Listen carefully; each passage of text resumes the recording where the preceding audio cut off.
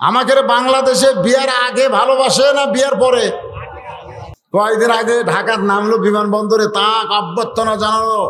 এক মেয়ে বলতেছে, শাকিব খানের পায়ে চুমা না খেলে আমার জীবন ধন্য হবি না। ওই পাঁচ চুমা খায়া আজকাল ফেসবুকত লিখছে, চুমা খাওয়ার পর থেকে কেন তো আমার বমি বমি ভাব হচ্ছে। এই যে বুবলির পেটের যে বাচ্চা হলো, ওটা কি বিয়ের আগে না পরে? এখন পর্যন্ত বাচ্চার বাপকে কভার পারতেছে না। আমাদের বগুড়ারই একটা মেয়ে আসছিল, হিন্দু, বিয়ের ঠেলায় মুসলমান হয়েছিল। অপু, অপু নাম শুনছেন? এই একই মরদের খামরে। কয়েকদিন আগে ঢাকার নামলো বিমানবন্দরে, তাক অভ্যর্থনা জানালো। এক মেয়ে বলতেছে, শাকিব খানের পায়ে চুমা না খেলে আমার জীবন ধন্য হবি না। ওই পাঁচ চুমা খায়া আজকাল ফেসবুকত লিখছে, চুমা খাওয়ার পর থেকে কেন তো আমার বমি বমি ভাব হচ্ছে। নম্বর প্রশ্ন হলো, শুনতে সহজ, শুনতে সহজ কিন্তু মানা কঠিন। হোসাইন বলতেছে, রে মেয়ে আমার 3 নম্বর প্রশ্ন হলো, বিবাহের পরে, বিবাহের আগে না বিয়ের পরে?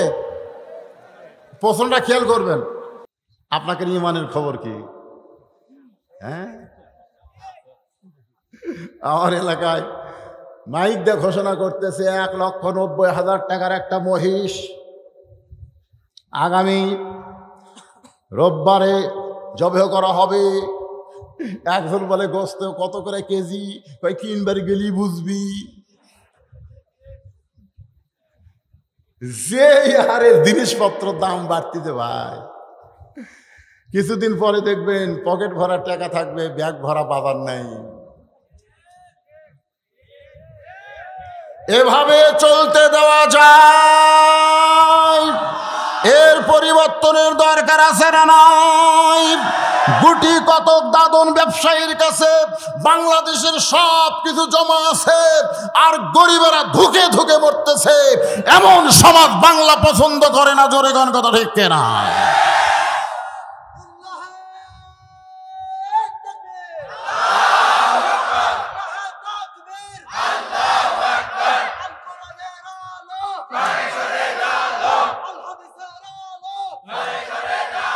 ঘরে ঘরে না, ঘরে ঘরে না, সব জায়গায়, সব জায়গায়। এই যে আমি যখন ঘরের থেকে বাইর হচ্ছি, তখন একজন মোবাইল লাইট ধরে বলতে, হুজুর দেখতে পাচ্ছেন, দেখতে পাচ্ছেন, মানে রাস্তা দেখাচ্ছে। তো ঘরের মধ্যে তো আমার আলো আসি, তো রাস্তাতে আবার লাইট ধরে লাগবে। কতগুলো লোক, আল কোরআনের আলো ঘরে ঘর, তো রাস্তাতে তোর অন্ধকার থাকলো রে। এই জন্যে আমাদের স্লোগান পাল্টাতে হবে। আমাদের স্লোগান হবে সব জায়গায়, সব জায়গা, কোনো জায়গা বাদ নেই। ওই ইডেন কলেজেও জ্বলবি, ওই পরিমিনীর ঘরও তো জ্বলবি, ওই বুবলির ঘরও তো জ্বলবি, আমার ঘরও তো জ্বলবে, গোটা বাংলাদেশে সব জায়গায় জ্বলবে। জোরে কোন কথা হে। এখন স্লোগান হবে আল কোরআনের আলো। আপনারা বলুন সব জায়গায় জ্বালো, আল কোরআনের আলো। কোরআন হাদিস যেখানে,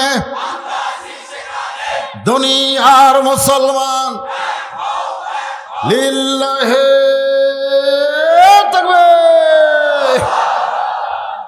মানে এই সাইজ করার কারণ কি জানেন? মানে আমার যখন রাত 12টা বাজে, তখন এই ভিতরে একটা টিস করে ওঠে। এখন রাত 12টা বাজলো, তো রাত 12টাকে আমরা রাত 10টা বানাবো, পারবো না? এই দেখেন তো, এই দেখেন তো, এখন চেহারা দেখেন। যত বেশি বেশি আল্লাহ আকবার বলবেন, আল্লাহ তত আপনার ভিতর থেকে নফসানিয়াত, শয়তানিয়াতকে আল্লাহ দূর করে দিবে। জোরে করেন সুবহানাল্লাহ। এখন আসেন মূল আলোচনায়। ওমর ফারুক এক দৌড়ে চলে আসছে হযরত আলীর বাড়ি। এসে বলতেছে, আলী ভাই তারিখ করবার চাই। কি করবি? হোসাইন বলে, কিসের তারিখ? ওমর ফারুক বলে, বিয়ার তারিখ না, তুমি যে 3টা প্রশ্ন করবা, মেয়েটা উত্তর দিবার পারবে কি পারবে না, তার তারিখ। আলী বলতেছে, আমির আল মুমিনিন, কিছুক্ষণ আগে আপনি কানতে কানতে গেলেন, যেই প্রশ্ন আপনিও জানেন না, আমিও জানি না, সেই প্রশ্ন মেয়েটা কেমনে দিবে? এত বড় সাহস আপনি কোথায় পেলেন? ওমর ফারুক বলে, আলী রে, কেউ যখন ইমানের বলে বলিয়ান হইয়া যায়, আল্লাহ উহুদ পাহাড় পর্যন্ত তার কাছ থেকে সরায়া দেয়। সুবহানাল্লাহ। ইমানের বলে বলিয়ান হওয়া যে কি জিনিস রে ভাই। আজকে আমাদের ইমান নাই, আজকে আমাদের ইমান নাই। আজকে আমরা মিছিল করবার যাই আর পিছন দিকে তাকাই, খালি পুলিশ দেখলি দৌড়ানো চেষ্টা করি। জোরে কোন কথা ঠিক কিনা? আগলা ওই যে সিরাজগঞ্জ বহুলি নাম শুনছেন? আমার প্রত্যেকটা কথা আপনি ভিডিও হয়ে যাচ্ছে। বহুলি আজিজুল হক জিহাদি ওয়াজ করবার আসবে জোহরের নামাজে। শোনেন, জোহরের নামাজের পরে আজিজুল হক জিহাদি বলতেছে ভাই আপনি আসেন না, থানা থেকে মাহফিল নিষেধ করছে। আজিজুল হক জিহাদি বলতেছে আমি যাব, বলতেছে না মাহফিল করতে দিবে না। দিবে বলে দিবে না, থানা অনুমতি দিচ্ছে না। আজিজুল হক জিহাদি বলতেছে তোমরা 200 জন 2 হাতা করে একটা করে লাঠি বানাও। বেশি নয়, মাত্র 200 জন 2 হাতা করে একটা করে লাঠি বানাও। লিয়া মাহফিলের চারিদার খালি ঘোরো, কিচ্ছু করা লাগবে না, এই লাঠি লিয়ে খালি ঘুরবে। আমি আসতেছি। ওরা 200 জন ওই মাহফিলের চারিধারে খালি লাঠি লিয়ে ঘোরে। এক পুলিশ দেখে যে বলতেছে হাজার হাজার লোক লাঠি লিয়ে ঘুরতেছে, হাজার হাজার লোক লাঠি লিয়ে ঘুরতেছে। থানার ওসি কয় দরজা বন্ধ কর, যা পারে করে দেখ। কারণ জনগণ যখন লাঠি হাতত নেয় তখন পুলিশের বাপের আর ক্ষমতা থাকে না। জনগণ কথা ঠিক। আরে তসবি তসবি তসবি। ইয়া আইয়ুহান নাবিয়্যু হারসিল মুমিনিনা আলাল কিতাল। মুসলমান ইমানের বলে বলিয়ান হতে হবে। জোরে করে কথা ঠিক কিনা? ওমর ফারুক বললেন মেয়েটা যে কথা বলেছে আমার ইমান বলতেছে কিছু একটা হবে। সুবহানাল্লাহ। একের তারিখ মোতাবেক আমার দিকে তাকান ভাইজান, বিরক্ত হয়ে না? বিরক্ত হচ্ছেন? ডান পাশে হযরত ওমর, বাম পাশে হযরত আলী, আর মাঝখানে হোসাইন বসে গেছে। সামনে একটা চাদর দেওয়া হয়েছে, চাদরের ওই পারে ওই 18 বছরের বয়সের মেয়েটাকে বসানো হয়েছে। খুব মনোযোগ দিবেন। ডান পাশে হযরত ওমর। ছেলে এখন ওটা চলবি না? ওটি যদি আপনারা ওঠেন তো আমাকে কমিটি আটকাবে। 12টা বাজলে তারিখ পরিবর্তন, তারিখ লিখে 5 তারিখ, এখন বাজিচ্ছে 6 তারিখ। তো কি হচ্ছে না? আমার কাগজ নিয়ে আসেন, 5 তারিখে আমি দাওয়াত দিয়েছি, 6 তারিখ হয়ে গেছে। আল্লাহুম্মা আমিন। আর একজন উঠলি আমিন হবে না? মারাত্মক কথা বলতেছে, বসা দেখাচ্ছি। ডান পাশে হযরত ওমর বসে গেছে, বাম পাশে হযরত আলী, মাঝখানে হোসাইন, সামনে একটা চাদর, চাদরের ওই পারে ওই 18 বছরের মেয়েটাকে বসানো হয়েছে। এখন যুবকদের কাছে আমার প্রশ্ন হলো সামনে চাদর কেন? আরো জোরে বলা লাগবে চাদর কেন? জোরসে বলুন, আরো জোরে। জোর হলো না? আর আমাকে মমতাজ কি কয়? আমাকে তো মমতাজ আটার বস্তা, আগা গোড়া সব সমান। ওই যে মেয়ে মানুষ বোঝার উপায় নেই। ওরে শরীয়তের মৌলানা চোখ 2টা করলা কানা।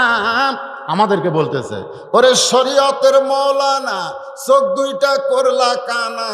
মনের পর্দা বড় পর্দা তোমরা খুঁজে পাইলা না, তোমরা খুঁজে পাইলা না। মনের পর্দা যদি বড় পর্দা হয় তাহলে হযরত ওমরের মন ভালো না খারাপ? হযরত হোসেনের মন ভালো না খারাপ? হযরত আলীর মন ভালো না খারাপ? তারপরও সামনে চাদর কেন দিলেন? সামনে চাদর দিয়ে বুঝিয়ে দিলেন মনের পর্দা পর্দা নয়, পর্দা হলো আল্লাহর আইন। আপনি যতই ওয়াজ করেন, বাবা বিলাই বিলাই, বিড়াল আমার ওই ঘরে শুক্তি আছে, খবরদার তুই যেন যাস না বাবা, তোর 2টা পাও ধরি বাবা, শুক্তি খাওয়া তোর জন্য জায়েজ না বাবা, শুক্তি খাওয়া তোর জন্য হারাম বাবা। এত ওয়াজ করছেন কিন্তু দরজা খুলে তোছেন। বিলাই আপনার ওয়াজ শুনবে, নাক টানতে টানতে যাই দেখি দরজা খোলা, ঘরের মধ্যে ঢুকে থাকবে, খাটের তলে পাতিলে তার উপর ঢাকনা নাই, পাতিল ভরা শুক্তি, ওই কি বিসমিল্লার টাইম পাবি? কারণ বিড়াল জানে হারাম জিনিসে বিসমিল্লা চলবি না। এই বাংলাদেশে কতগুলো হারামজাদা আছে তারা বিসমিল্লার বিরুদ্ধে ওয়াজ করে। জোরে কোন কথা ঠিক কিনা? এদের জন্মের ঠিক নাই, জন্মের ঠিক নাই। যারা বিসমিল্লাহ তুলে দিবার চাই বুঝবেন এর জন্ম ঠিক নাই। বিসমিল্লাহ ছাড়াই সমান তালে শুটকি খায়, সমানে শুটকি খায়। ঘরের মালিক কয় কে খসর খসর শব্দ কিসের? আসিয়া দেখে বাবা 2000 টাকা কেজি শুটকি বিড়াল খায়। পিছন দেখতে বিড়ালকে খপ করে ধরছে, ধরা বলতে চাই বিড়াল এই পুনরায় যদি শুটকি খাস তোরে 20টা বেত মারবো। আগে ওয়াজ করছি কাম হয়নি, এবার আইন দিলাম বেতের আইন, যে বিড়ালকে একটা মারলে মরে যাবি 20 বেতের আইন দিয়ে ছেড়ে দিছে। কিন্তু দরজা জানলা আগের মতোই খোলা রাখছে। আপনারা কোন তুই পিটন খাওয়ার ভয় শুটকি খাওয়া বন্ধ করবে? তুমি যতই মিথ্যা আইন করো এই আইন দিয়ে বিড়াল থেকে শুটকি বাঁচাবার পারবা না। আল্লাহর আইন হলো দরজা জানলা বন্ধ করে দাও। বিড়ালের বাপেরও ক্ষমতা নাই শুটকির কাছে আসতে পারে। দরকার কথা ঠিক না। আজকে নারী নিরাপত্তার নামে বাংলাদেশ সরকার যত আইন করুক, কোন আইন দিয়ে নারী নিরাপত্তা দেওয়া যাবে না। নারী নিরাপত্তার আল্লাহর আইন হলো পর্দার আইন চালু করতে হবে। জোরে কোন কথা ঠিক কিনা? পর্দার আইন। শুটকি বাঁচাবি দরজা খুলে ওয়াজ দিয়ে। অনেকে কয় হুজুর আমার এলাকার মেয়েরা পর্দা করে না, ঘাটা রাস্তার ঘরে স্টার জলসা জি বাংলা দেখে, ভালো করে ওয়াজ করবেন। আমার ওয়াজ দে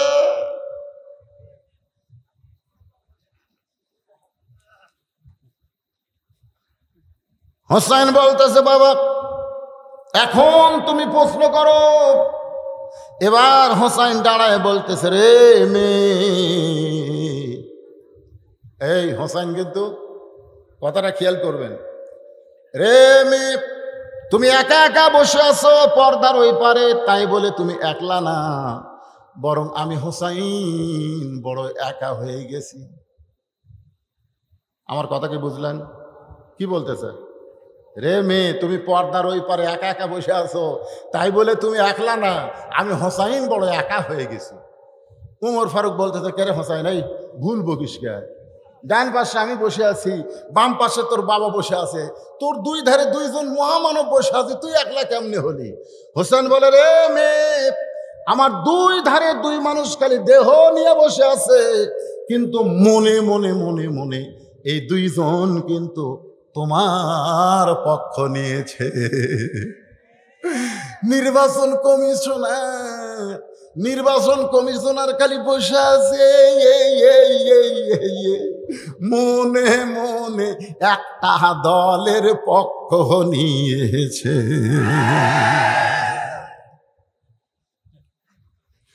কি মারাত্মক মার দিল ভাই। আগামীকাল সকাল উঠে কি কয়ে গেল রে। আপনারা বলেন তো উমর ফারুক কার পক্ষে? এ কথা কর না কেন, কার পক্ষে?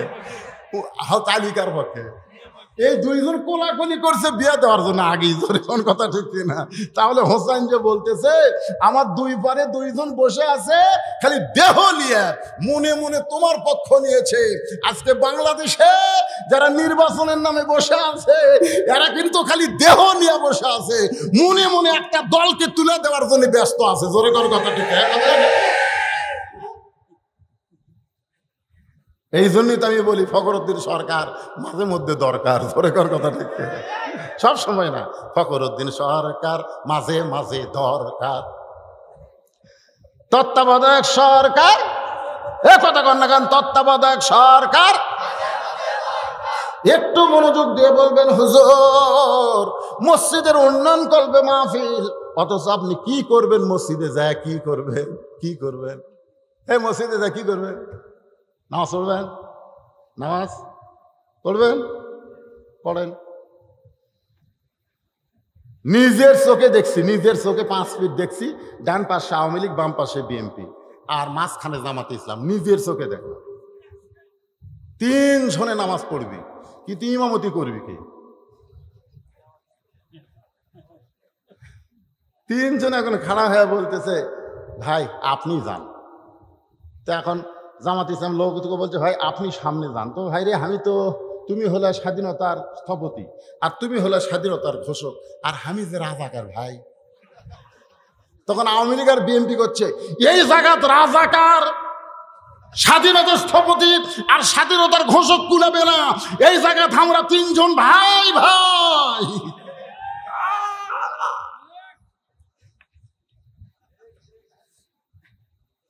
আজকে জামাত, আজকে নামাজ মুসলমানকে কি শিখায়? দল করা শিখায় না দলাদলি শিখায়? এক দল করা শিখায়, এক দল। মসজিদের উন্নয়ন মানে কি দোতলা? হুজুর একতলা লোক কাটতেছে না, দোতলা করবো। তো দোতলা করবো, ফজরের খবর কি? এক কাতারে হয় না। তো জোহরের খবর কি? ফজরের চাইতে দুই একজন বেশি হয়। আসরের খবর কি? ফজরের চাইতে কম। মাগরিবের খবর কি? 1.5 কাতার হয় হুজুর। এশার খবর কি? ওই ফজরের মতো। তো কয় কাতার মসজিদের মধ্যে? কয় 9টা। তোর এখন পর্যন্ত 2টা হলো না, তাহলে দোতলা করবো কে?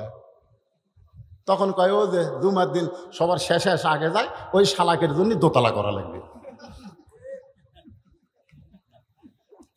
জুমার দিনে সবার শেষে এসে আগে যায় ওই শালা। ওরা তাও শালা কছে রে, কিন্তু আল্লাহ কইছে ফাওয়াইলুল মুসাল্লিন, ফাওয়াইলুল মুসাল্লিন। শেষে এসে আগে যাবো, তোরা জাহান্নামে যাবো, জাহান্নামে যাবো, জাহান্নামে।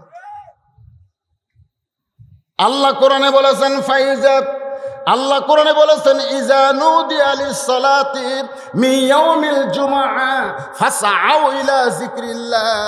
যখন মসজিদে আযান হবে, আযান হওয়ার সঙ্গে সঙ্গেই তোমাদেরকে মসজিদে আসতে হবে। মসজিদের মাজার টাইলস হয়ে গেল, মসজিদের দেওয়ালে টাইলস লাগবে, মসজিদ আরো সুন্দর হবে, মসজিদের আরো 10 লাখ টাকা ব্যাংকে থাকবে। কিন্তু ইমাম সাহেবের বেতন, মুয়াজ্জিনের বেতন আর বাড়বি। গত বছর 86 টাকা স্যার সওয়াবিন ছিল, এবার যে 200 টাকা হলো। ইমামের বেতন বাড়াচ্ছেন তো নামাজ হবে? যে ইমাম সামনে যা চিন্তা করবে, আল্লাহরে যে বেতন দেয়, আমার 15 দিনেরই বাজার হয় না। আল্লাহু আকবার।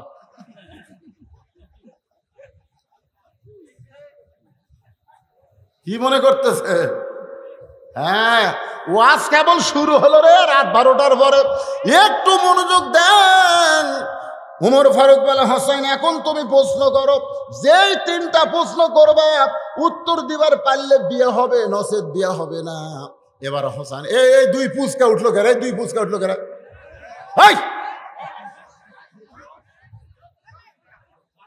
এই সময়, এই রাত 12টার পরে এই 2টা ছেড়ে দিল, ওরা যে কি করবে আল্লাহ জানে।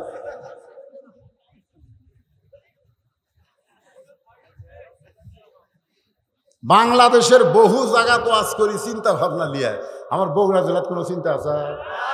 কাহালু গাবতলি উঠলে বসাবেন, উঠলে বসাবেন, খালি মুরব্বী ছাড়া কোনো জুয়ান ওটা চলবে না। এখন তোমাকে ওয়াজ শুরু হচ্ছে রে বাংলা।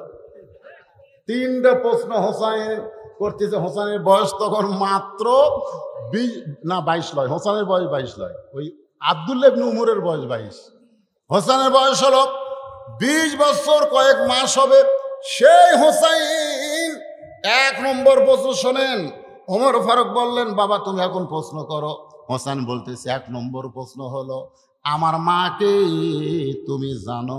মেয়েটাকে বলতেছে, আমার মাকে তুমি জানো? হযরত আলী চমকে উঠছে, আমি বেটার সাথে আসলাম, বেটা প্রশ্ন করার দরকার ছিল, আমার বাবাকে তুমি জানো? কিন্তু আমার কথা না বলে বলতেছে, আমার মাকে তুমি জানো? আমি কোন মায়ের সন্তান বাবা? আনন্দে মাতিয়া সাগরে ভাসাইয়া, আনন্দে মাতিয়া সাগরে ভাসাইয়া, সেই যে চইলা যায় খবর লয় না। মাজন ধরিয়া উদরে কতই যতন করে, 10 মাস পরে পায় প্রসবের বেদনা। এমন দরদি ভবে কেউ হবে না আমার মা গো। এই যে 2টা ছেলে ফট করে উঠে গেল না, আপনি খোঁজলে দেখেন ওরা সিজার করা।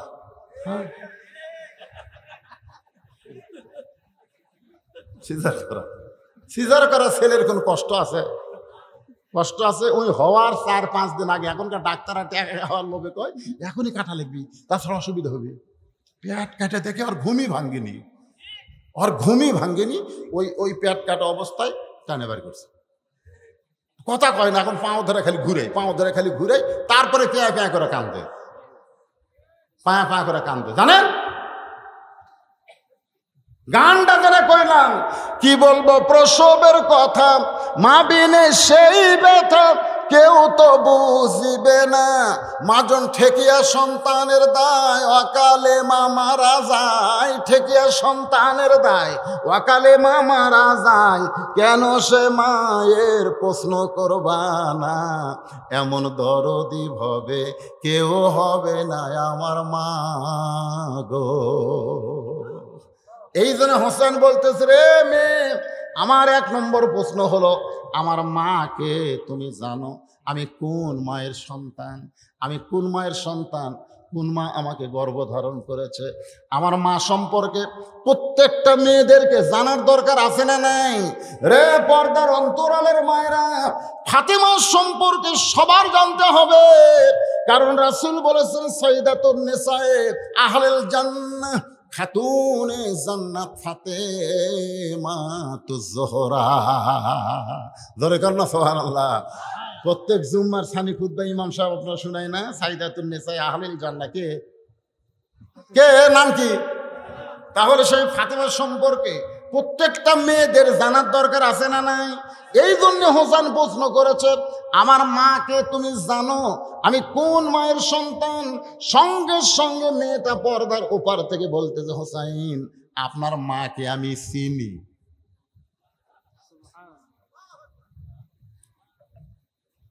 উমর ফারুক জিব্বাত কামড় খাচ্ছে, আর হযরত আলী চোখ দিয়ে পানি পড়তেছে, আর হোসাইন মুস্কি মুস্কি হাসতেছে। 3 বিচারকের সাইজ 3 রকম। উমর ফারুক জিব্বাত কামড় খাওয়ার কারণ হলো, এই মেয়ে যে কলো তোমার মাও আমি চিনি। কে রে, এটা ফাতেমা কি পাড়া বেড়ানি মেয়ে নাকি? যে গোটা পাড়া বেড়াছে, যে আমাদের পাড়ার উমুকের বউ সবাই চেনে।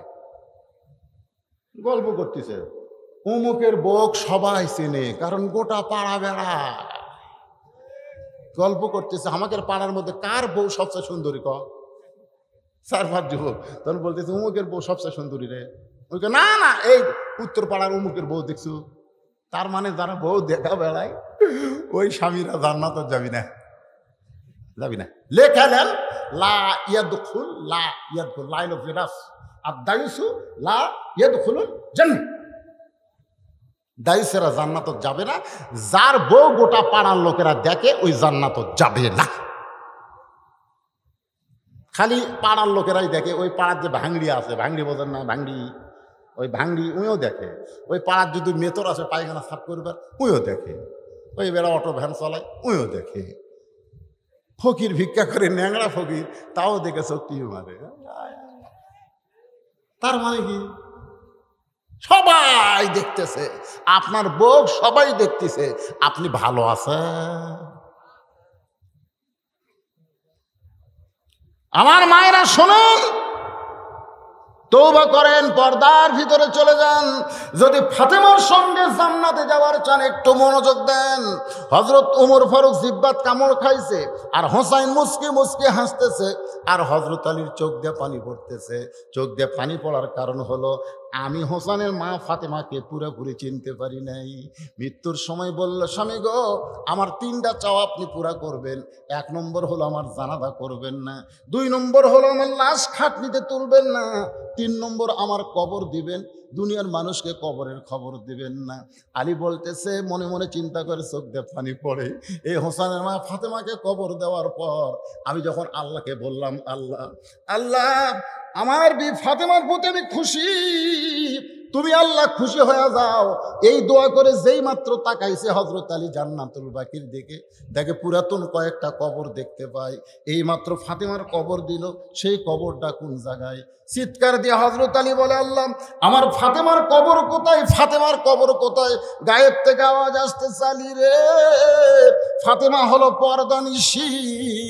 আমি আল্লাহ ফাতেমার কবরটাকে কিয়ামত পর্যন্ত পর্দা করেছি। যেই ফাতেমার কবর পর্যন্ত দুনিয়ার মানুষ দেখে নাই, ফাতেমা তো দূরের কথা, আর সেই ফাতেমাকে মেয়েটা বলতেছে আমি চিনি।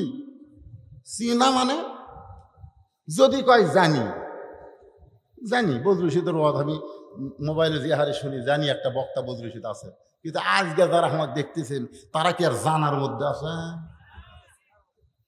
দেখেছি রে, দেখেছি, নিজের চোখে দেখেছি। এই দেখা মানে চিনা। অনেক সময় চলে যাচ্ছে, একজন হাসতেছে, একজন জিবাত কামড় দিয়ে বসে আছে, আর একজন কাঁদতেছে। মেয়েটা বিরক্ত হয়ে বলতেছে, হোসাইন আপনি যে প্রশ্ন করলেন উত্তর দিলাম, হলো কি হলো না, হলো কি হলো না, আপনারা তিন বিচারক যে কিছুই কর না। উমর ফারুক বলে কেমনে হবে? হোসাইন মা ফাতেমা সম্পর্কে তুমি জানতে পারো, কিন্তু তুমি চিনো এই কথাটা তুমি ভুল বলেছ, তোমার উত্তর ঠিক হয় নাই। বাজান গো, এমন সময় মেয়েটা বলতেছে, হোসাইন আপনার মায়ের চোখের ভুরু জোড়া ছিল। আচ্ছা, চোখের ভুরু জোড়া ছিল, এটা কি শোনা কথা না দেখা কথা? আপনার মায়ের বাম গালে কালো একটা তিল ছিল, থুতুনির তলে লাল একটা দাগ ছিল। সঙ্গে সঙ্গে হযরত আলী চিৎকার মেরে বলে, মা যা বলছিস বলছিস মা, আর বলিস না, কারণ এই তিনজনের মধ্যে একজন পর পুরুষ আছে, ওই পর পুরুষের সামনে আর বলা যাবে না। আপনারা বলেন তো, এই তিনজনের মধ্যে পর পুরুষকে? জোরে বলেন, পর পুরুষকে? আল্লাহ রাসূল বলেছেন, আমার পরে কেউ যদি নবী হতো লাউ কানা ওমর, আল্লাহ ওমরকে নবী বানায় দিত। সেই ওমর যদি পর পুরুষ হয়, তাহলে মুরিদের কাছে, মুরিদের বইয়ের কাছে পীর কোন পুরুষ? এই মুরিদের বইয়ের কাছে পীর সাহেব কোন পুরুষ? কথা কয় না, কথা কয় না। আপনাকে গাবতলিত মনে হয় শুরু হয়নি। আমাকে এলাকা হে তুই মুরিদ হচ্ছে, তোর বউ মুরিদ হবি না? এই বউ মুরিদ হবি না মানে যুবক মুরিদ চেয়ে, তো বল তোর বউ মুরিদ হবি না? হুজুর আমার বউ তো মুরিদ হবার চাই, তো নিয়ে আসিস, তোর বউকে মুরিদ দেবো। বউ কল তুই মুরিদ হবা, হব না কেন? মুরিদ হলে আল্লাহ পাওয়া যায়, চলো। তো পীরের কাছে যায়, বলতে হুজুর কি করবো? তুই তো কিছু দরকে মুরিদ হচ্ছিস, তুই বেড়া থাক, আর বউ ভিতর দিয়ে দে। বউ ভিতর দিয়েছে, পীর সাহেব দরজা বন্ধ করে মুরিদ দিচ্ছে, মুরিদ।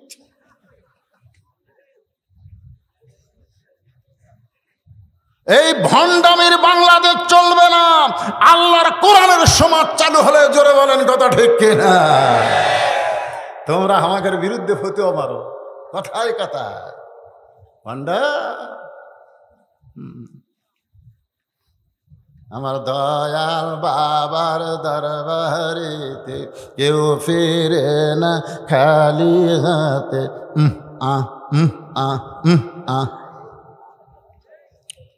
কত ধরনের ভণ্ড বাবা আমাদের বাংলাদেশে আছে না নাই? জোরে করে আছে না নাই? ফেসবুক খুললে দেখা যায় এক বাবা মেয়ে মানুষকে এরকম বুকের মধ্যে চাপে ধরতেছে, আর মেয়েটা বাবা বাবা গান গাইতেছে। বাজান গো, একটু মনোযোগ দিয়ে শোনেন। হযরত আলী বলতেছে, মা আর বলিস না, এই জায়গায় একজন পর পুরুষ আছে। তুই কেমনি বললি হোসেনের মায়ের চোখের ভুরু জোড়া? এটা আমি বলতে পারবো, কারণ ফাতেমা আমার বউ হওয়ার কারণে। রাসূল বলেছেন, পারতপক্ষে তোমাদের বিবিদের কপালে তোমরা চুমা দিও।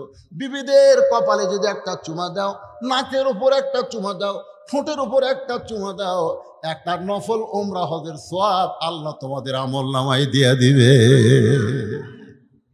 সুবহানাল্লাহ। যারা বিয়ে করেনি এরা জোরে বলো।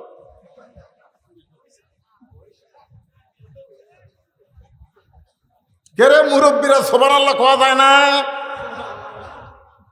এই দেখেন, এই যে দুই ভুরুর মাঝখানে, দুই ভুরুর মাঝখানে, এই নাকের আগে, নাকের ঠুটুত, এই ঠুটো, এই থুতনিত,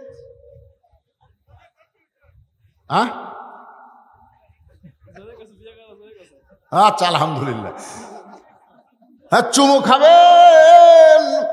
সব সময় যে ফাতেমার কপালে চুমা খায়, তার চোখের ভুরু জোড়া, মানে এই ভুরুর মধ্যে কোনো ফাঁক নাই, একই ভুরু দিয়ে দুই চোখ, বাম গালে কালো একটা তিল। চুমা খাওয়ার কারণে হযরত আলী জানতে পারে, থুতুনির তলে দাগ জানতে পারে কে? হযরত আলী। তুই মেয়ে হইয়া কেমনে জানলি তোর বাড়ি হলো রোম দেশে, তুই জেলখানায় বন্দি ছিলি 12 বছর, তুই কেমনে এই কথা বলতে পারলি? সঙ্গে সঙ্গে মেয়েটা বলতে, হোসাইন ওই রোমের জেলখানার মধ্যে যখন বন্দি ছিলাম সকালবেলা 3টা করে চাবুক মারতো, বিকালবেলা 3টা করে চাবুক মারতো। ওই চাবুকের আঘাতে আমি বেহুশ হয়ে পড়ে যেতাম। একদিন আমি বিরক্ত হয়ে আল্লাহকে বললাম, আল্লাহ তুমি আছো আসমানে আর নবী আছে মদিনায়, তুমি আছো আসমানে লা ইলাহা ইল্লাল্লাহ আসমানে আর মুহাম্মদ রাসূলুল্লাহ মদিনায়। ঈমান গ্রহণ করার কারণে আর নির্যাতন সহ্য করতে পারি না গো আল্লাহ। এই রোমের জেলখানায় আমাকে দেখার মতন কি তোমার কেউ নাই আল্লাহ। মেয়েটা বলা, হোসেন এভাবে কাঁদতে কাঁদতে আমি যখন ঘুমায় গেছি, ওই ঘুমের ঘরে দেখি আমার শিয়রের পাশে নূরের একটা পুতুলি বসে আছে। আমি স্বপ্নে বললাম, কে গো আপনি? জান্নাতের হুরি না বেহেশতের পরী? এত সুন্দরী কে গো আমার শিয়রের পাশে বসে কাঁদতেছেন? আমার মাথায় হাত দিয়ে বলে, মা আমি জান্নাতের হুরিও না বেহেশতের পরীও না, আমি হলাম জগৎ বিখ্যাত মা ফাতেমা। আমি স্বপ্নে তোমার সঙ্গে তোমাকে সান্ত্বনা দেওয়ার জন্য জান্নাতুল বাকি থেকে এই রোমের জেলখানায় এসেছি। মেয়েটা বলে, হোসাইন আমি স্বপ্নে আপনার মায়ের দিকে তাকায় দেখি চোখের ভুরু জোড়া, বাম গালে কালো একটা তিল, থুতুনির তলে লাল একটা দাগ দেখতে পাই। হোসেন কান্দের বলে, রে মেয়ে আমি 1 নম্বর প্রশ্নের উত্তর যেমন আশা করেছিলাম তার চাইতে 100 গুণ তুমি সুন্দর দিয়েছ। লিল্লাহে তাকবীর। ওমর ফারুক বলে, আলী রে আমার ঘটকালি আল্লাহ কবুল করেছে। হোসেন বলে, এত সহজ না, কারণ 3টা প্রশ্নের উত্তর না দিলে তো আমি বিবাহ করব না। একটা দিছে, আরো 2টা বাকি আছে। ওমর ফারুক বলে, হোসাইন তাহলে 2 নম্বর প্রশ্ন করো। এবার হোসেন বলে, রে মেয়ে আমার 2 নম্বর প্রশ্ন হলো তোমার দাদা খ্রিস্টান, তোমার বাবা খ্রিস্টান, রোম দেশের সবাই খ্রিস্টান, ওই খ্রিস্টানদের দেশে 6 বছর বয়সে তুমি ঈমান গ্রহণ কেমনে করলে? ঈমানটা তুমি কেমনে পাইলে? এইটাই হলো আমার 2 নম্বর প্রশ্ন। উমর ফারুক চমকে উঠছে। উমর চমকে ওঠার কারণ হলো 2 পাহাড়ের মাঝখানে যখন মেয়েটার সঙ্গে উমরের দেখা হলো, মেয়েটা যখন বলল 6 বছর বয়সে ঈমান গ্রহণ করেছি, তখন উমর ফারুকই তো এই প্রশ্ন করা দরকার ছিল। জোরে কোন ঠিক কিনা? যেই প্রশ্ন উমর করে নাই সেই প্রশ্ন হোসাইন করেছে। মেয়েটা বলতেছে, হোসাইন 6 বছর বয়সে ঈমান কেমনে গ্রহণ করলাম যদি জানতে চান তাহলে আমার জীবনের করুণ কাহিনী শুনতে হবে। আমি দুনিয়ার সাধারণ কোনো ঘরের মেয়ে না, আমি দুনিয়ার সাধারণ ঘরের কোনো মেয়ে না। আমার দাদা হলো রোম সম্রাট কাইসার, আমার দাদা হলো রোম সম্রাট কাইসার। একদিন বিকেলবেলা আমার দাদা বলতেছে, নাতনি রে আজকে আমার রাজ দরবারে খেলা হবে, তুই কি খেলা দেখতে যাবি? আমি ছোট্ট মানুষ, খেলা দেখার জন্য রাজ দরবারে চলে আসলাম। ছোট ছোট বাচ্চারা খেলাধুলা পছন্দ কম করে না, বেশি করে? অনেক বেশি খেলাধুলা পছন্দ করে। এই জন্যে ছোট মানুষ আমি দাদার সঙ্গে খেলা দেখতে রোমের রাজ দরবারের মধ্যে ঢুকলাম। দাদার সিংহাসনের পাশে মেয়েটা বলে, হোসাইন 6 বছর বয়স ঈমান কেমনে পাইলাম শোনেন। দাদার সিংহাসনের পাশে ছোট্ট একটা চেয়ারে আমাকে বসতে দিল। আমি চেয়ারে বসি বললাম, দাদা খেলা দেখার কথা বলে নিয়ে আসলেন, খেলা কোন জায়গায়? আমার দাদা বলে, ওই যে তাকায় দেখ। মেয়েটা বলে, হোসেন আমি তাকায় দেখি একটা মানুষের 2টা হাত কালো রশি দিয়া বেঁধেছে, ওই মানুষের চোখ কালো কাপড় দিয়া বাঁধা, ওই মানুষের 2টা পা আবার লোহার শিকল দিয়া আটকানো আছে। আমি তখন বললাম, দাদু ভাই খেলা দেখার কথা বলে আপনি আমারে নিয়ে আসলেন, কিন্তু আমি তো একটা মানুষকে দেখতে পাই। আমার দাদা বলতেছে, ওটা মানুষ না রে, ওইটা মানুষ না, ওইটা মানুষ না।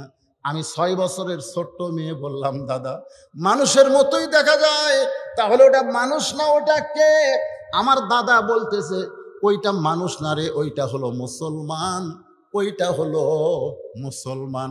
তার মানে বোঝা গেল খ্রিস্টানেরা, ইহুদিরা, ভারতের হিন্দুরা, ওই বার্মার বৌদ্ধরা মুসলমানদের মানুষ মনে করে না। জোরে কোন ঠিক কিনা? যদি মুসলমানদের মানুষ মনে করত তাহলে 400 বছরের পুরাতন বাবরি মসজিদ ভারত ভাঙতে পারতো না। জোরে কোন কথা ঠিক কিনা? ওরা আমাদের প্রতিবেশী নয়, ওরা আমাদের শত্রু। মুসলমানের কলিজায় আঘাত। প্রত্যেকটা মুসলমান জীবনের চাইতেও আল্লাহর ঘরকে বেশি ভালোবাসে, ঠিক কিনা বলেন? নামাজ পড়ে না, নামাজ এক ওয়াক্ত পড়ে না, তারপরেও কোনো হিন্দু যদি আপনাদের জামির বাড়িয়া এই দক্ষিণ পাড়া উত্তর পাড়ার মসজিদ ভাঙবার আসে, যে ব্যক্তি নামাজ পড়ে না ওই কি বসে থাকবে? নামাজ না পড়ি রে আল্লাহর ঘর ভাঙবো মানে জীবন দিব রে। কথা কোন ঠিক কিনা? যে মুসলমানেরা জীবনের চাইতে মসজিদকে ভালোবাসে, সেই 400 বছরের পুরাতন বাবরি মসজিদ ভারত ভাঙ্গা দিছে। জোরে কোন কথা ঠিক কিনা? রে এরা আমাকে মানুষ মনে করে। মেয়েটা বলতেছে হোসাইন আমার দাদা বলতেছে ওইটা মানুষ না, ওইটা মুসলমান। আমি তখন বললাম দাদা ওই মুসলমানকে নিয়ে কি খেলা আপনি খেলবেন? আপনি যে আমার এই খেলা দেখার কথা বলে নিয়ে আসলেন। আমার দাদা বলে ওই যে তাকায় দেখ। মেয়েটা বলে হোসাইন আমি তাকায় দেখি একটা চুলার মধ্যে দাও দাও করে আগুন জ্বলতেছে, আর আগুনের উপরে একটা ডেকসির মধ্যে মনে মনে তেল, নিচের তাপে তেলগুলো টকবক করতেছে।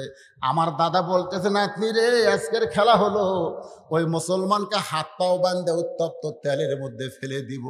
মুসলমান তেলের মধ্যে পড়ে যাবে, তেলের মধ্যে মরে যাবে। আজকের খেলার নাম দিয়েছি মুসলমান মারার খেলা।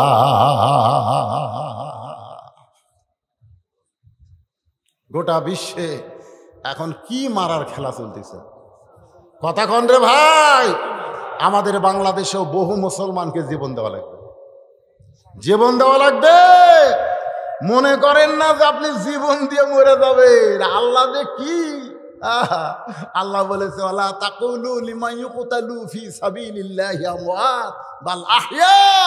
আমার রাস্তায় জীবন দিবি, আমি তোকে হায়াত দিয়ে তোর জন্য জান্নাত থেকে রিজিকের ব্যবস্থা করব। জোরে কর সুবহানাল্লাহ। আল্লাহর বান্দার একটু মনোযোগ দেন। মেয়েটা বলে দাদু ভাই আমি এই মুসলমান মারার খেলা, মানুষ মারার খেলা আমি দেখবো না, আমি চলে যাব। মেয়েটা বলে হোসাইন আমার দাদা জোর করে আমাকে আটকায় রাখলো, আমার দাদা জোর করে আটকায় রাখলো। আমি জোড়হাত করে বললাম দাদু ভাই এই মুসলমানকে মারার খেলা কি বন্ধ করা যায় না? আমার দাদা বলতেছে 100 বার বন্ধ করা যায়, 100 বার। আমি বললাম দাদা তাহলে মুসলমান কার মারে? আল্লাহ রাসূল মানি না। খালি একটা বার যদি বলে আল্লাহ রাসূল মানি না, তাহলে হাতের বাঁধন খুলে দেব, চোখের বাঁধন খুলে দেব, পায়ের শিকল খুলে দেব। আমি ছোট্ট মেয়ে আস্তে আস্তে মুসলমানের কাছে গেলাম। দেখেন মুসলমান কারে কয়, মুসলমানের কাছে গেলাম। মুসলমান তুমি কি জানো তোমাকে মারার জন্য আমার দাদা আগুনের চুলা জ্বলাইছে, দাও দাও করে আগুন জ্বলতেছে, তেল টকবক করতেছে। ও মুসলমান খালি একটা বারের জন্য বলো আল্লাহ রাসূল মানি না, তাহলে আমার দাদা তোমার হাতের বাঁধন, চোখের বাঁধন, পায়ের শিকল খুলে দিবে।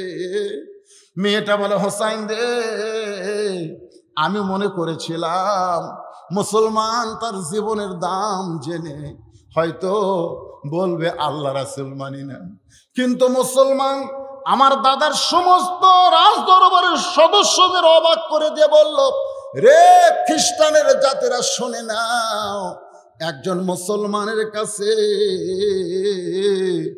জীবনের চাইতে ইমানের দাম অনেক বেশি। একজন মুসলমান গোটা দুনিয়া ছাড়তে পারে,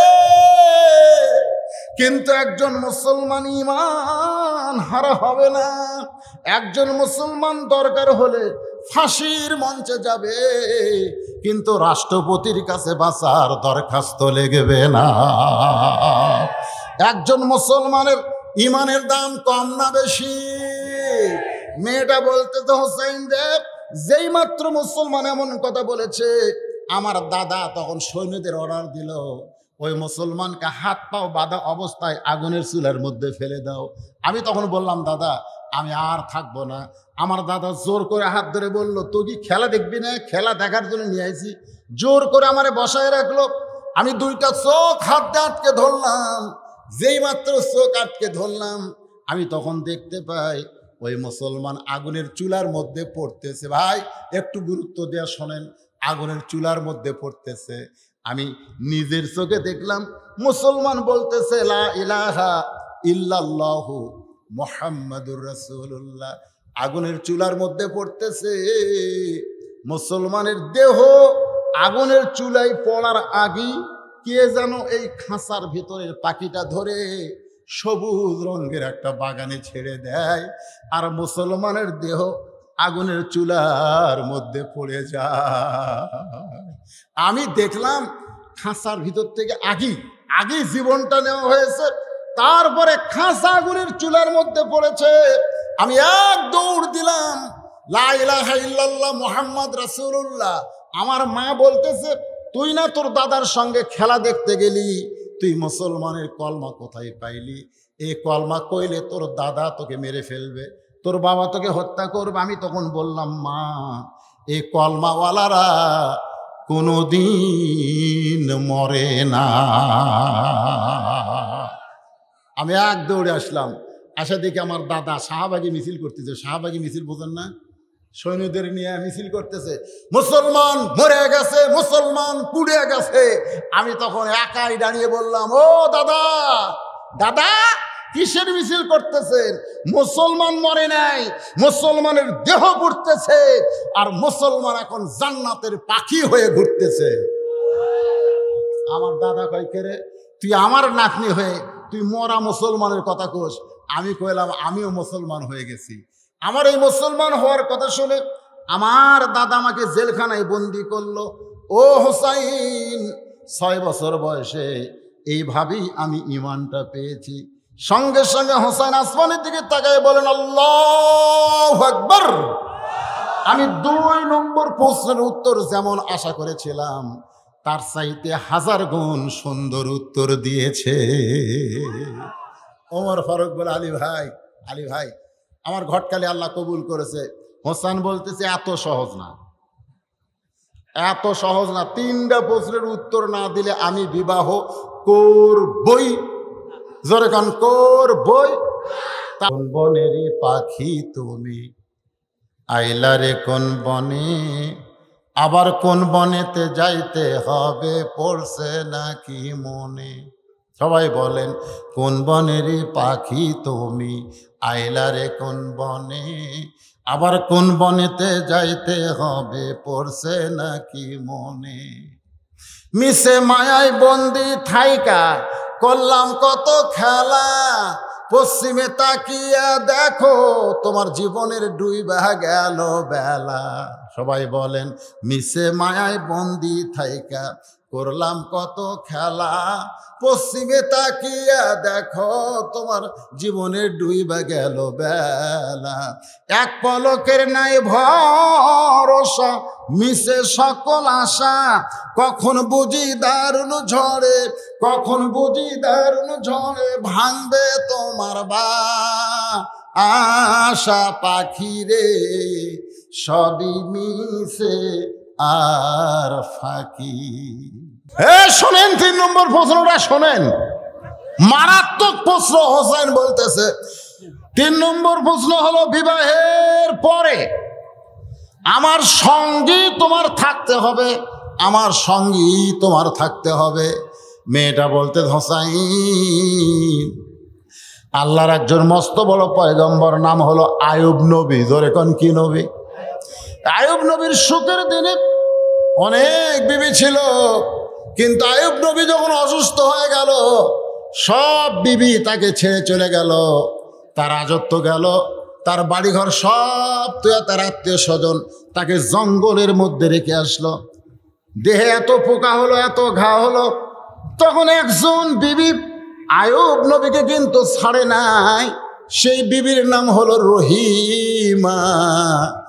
আমি রহিমার মতো আপনার সঙ্গে থাকতে চাই। হোসেন বলতে, সেই মেয়েকে বিবাহ করতে আমার কোনো আপত্তি। মেয়েটার নাম হলো শাহের বানু। ধরে কোন কি বানু? ওই কারবালার প্রান্তরে হোসেনের দেহ থেকে মস্তক যখন নিয়ে যায়, হোসেনের দেহের উপরে যখন ঘোড়া ছুটাই, তখন ওই হোসেন বিবি শাহের বানু তার স্বামীর দেহের উপরে হাত দেয়, বলে, স্বামী গো, আপনার শেষ মুহূর্ত পর্যন্ত আমি ছিলাম আপনার সাথে, আপনি যখন জান্নাতি যুবকদের সর্দার হবেন, আল্লাহ আপনাকে জান্নাতের বউ হুর দিবে, সেদিন আপনার বউ হয়ে আমিও জান্নাতে থাকতে চাই। আমার মা বোনেরা, আমার যুবকের আজকের আলোচনার ভিতর দিয়ে আমি সব কথা আপনাদের বুঝাবার চাইছি। জোরে কোনো কথা ঠিক কিনা? সব আলোচনা আছে না নাই? পর্দার কথা কইছি, রাষ্ট্রের কথা কইছি, আইনের কথা কইছি, বর্তমান প্রেক্ষাপটের কথা কইছি, সব বিষয় তুলে ধরেছি। এখন বাকি শুধু আমাদের আমল। ফজরের নামাজ আমাদের জামাতের সঙ্গে আদায় করা লাগবে। মসজিদ হবে, বাংলাদেশের মসজিদ শুরু হয়েছে হয়নি এরকম কোনো চিন্তা আমরা করি না, মসজিদ হবেই। একটা প্রশ্ন করছে, বেনামাজি ব্যক্তি কবর খনন করতে পারবে কি না? পারবে কি না? বেনামাজি বলতে আপনারা কি বুঝতেছেন? আমি আপনাদেরকে 3টা হাদিস শুনাই। 1 নম্বর হাদিস হচ্ছে লা সলাতা লা ইমানা, যার নামাজ নাই তার কি নাই? লা সলাতা লা দীনা, যার নামাজ নাই তার ধর্ম নাই। মান তারাকা সালাত মুতাম্মিদান ফাকাত কাফারা, এক উক্ত নামাজ যে বাদ দিল সে কাফের হয়ে গেল। বাইনাল আবদি অল কুফরি তর্কস সালাত, বান্দা কাফের মধ্যে পৃথক করার জিনিসটার নামই হলো নামাজ। তাহলে যে নামাজ পড়ে না সে কি মুসলমান আছে?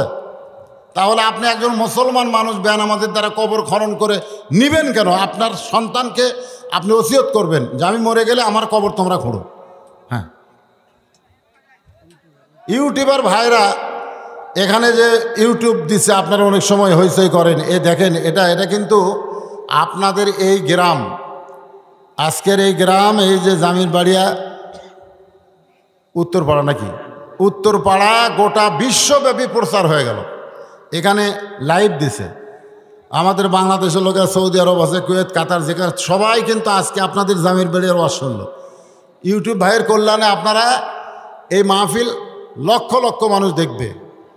আজকে আমাকে কমিটি থেকে বলা হচ্ছে ইউটিউবার ভাইরা আমাদের কিছু দান করলো না। এরা তো এমনি খুব কষ্ট করে আসে, আবার কি খায় না খায়, কত দূর থেকে আসে, সব অনেক দূর দূর দারাজ থেকে এসেছে।